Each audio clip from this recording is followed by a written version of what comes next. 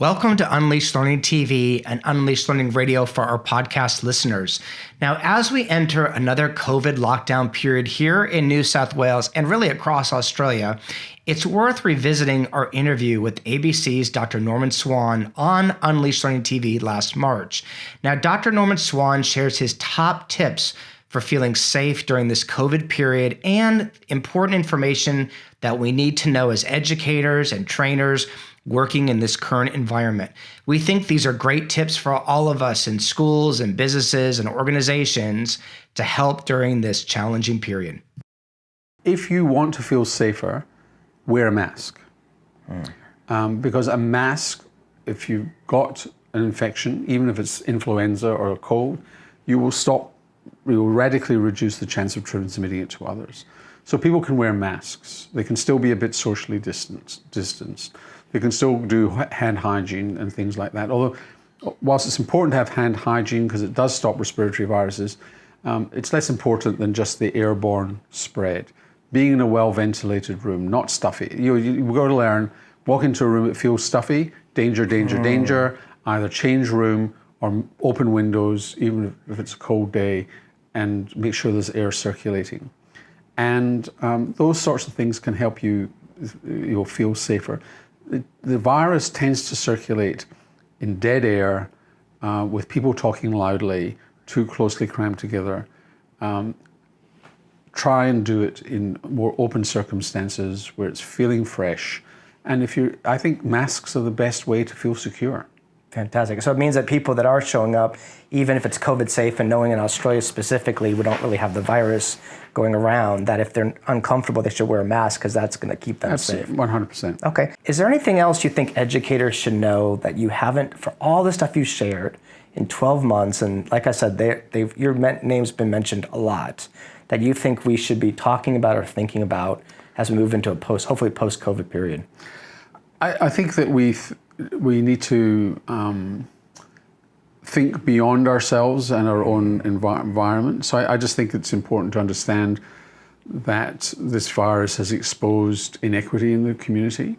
So those people watching us who work in disadvantaged schools, those are the kids, if in Australia were to come back, those are the kids who are going to get it first and their families. In the United States, Hispanic communities and Black communities are disproportionately experiencing this. And we need to work hard to make sure that they disproportionately get added attention when it comes to immunization, to vaccination, so that they're covered. We do need to think as communities rather than individuals. And I think that one of the things that's hampered the United States is that there's this feeling of individualism.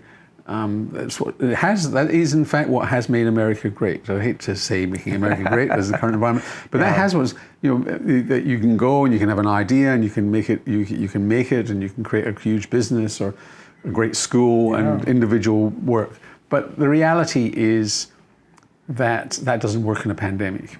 You've got to work as a community. It's communities that defeat pandemics, and schools are at the heart of communities. They are one of the pivots.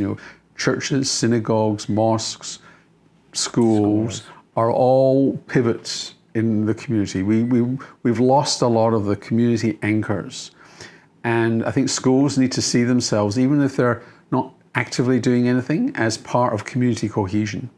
And if you're bringing the school community together and that larger community that surrounds the school together, that actually will help to control the pandemic and future pandemics, because the next pandemic may just be around the corner. It could be next year, it could be any time. So I think those are big things, and because teachers think a lot about communities. We know that how well a child does in school is associated with how connected they feel to their school community. Does the school care? That doesn't mean the school doesn't have discipline. That it's like parenting. It's firm but loving. Setting boundaries and so on. I'm talking to people that know 3,000 times more than I do about this. But it's that notion more broadly. So I think schools have got a lot to offer in terms of that community cohesion, and a lot have done that. And so I think those are the things. And demythologizing, when understanding what is fake news, what is false information, being able to quietly and calmly correct that, not getting too excited about it, and not being prejudicial against people who are vaccine hesitant. Anti-vaccination people are really in the minority, both in the United States, New Zealand, Australia, other countries. There's a tiny minority. The media overstates that. But people are genuinely vaccine hesitant in some places, and it's because they've got good reasons for it. They're not silly reasons. They say, has this been rushed? And have you cut corners? Therefore, we don't know that it's safe. Well, yes, it's been rushed, but in fact, the only reason they've been able to rush through the trials is that tragically so many people have had this infection, they've been able to do very large trials very quickly. So there are answers to all these questions. And we should respect people for their hesitancy and deal with it straight on. And kids might be hesitant too.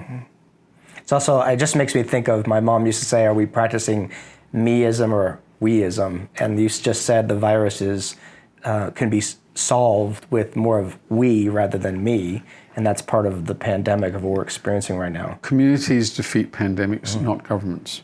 Wow. So this is, so as part of my occupational therapy during the COVID-19, I've been writing a book. Even though I've been busy, I actually found time. The reason I found time is not flying anywhere. So not in airports or trying. Anyway, so I've written this book. It's called So You Think You Know What's Good For You. It's aimed at millennials, but anybody who doesn't feel like a millennial will find it useful too. So it's all about stopping worrying about things you don't need to worry about. People are worried about low carb, high carb, supplements. They're worried about sex. They're worried about mental health and so on. There are things you should worry about, but there are far fewer things you should worry about than there. So it's about defanging your anxiety about health and just getting down to basics. Well, mine is that shot, so I was hoping you were going to say there's a patch, but I'll do the shot. I'll try and tell the truth. Okay. Thanks, Norm. We'll post about the book. So, Norm, thank you for your time. I know it's been a busy day for you. Thank you for coming to our office. Not at all. And thank you for the work you folks do for the world. It's been a crazy 12 months, and we continue to serve and do the best we can during this time. So thank you, and thank you. If you're an educator at a school, business, or organization, knowing how to make learning stick for everyone might be the most important thing you know how to do. Make learning stick for everyone. My new book is here. To find out more, go to unleash-learning.com.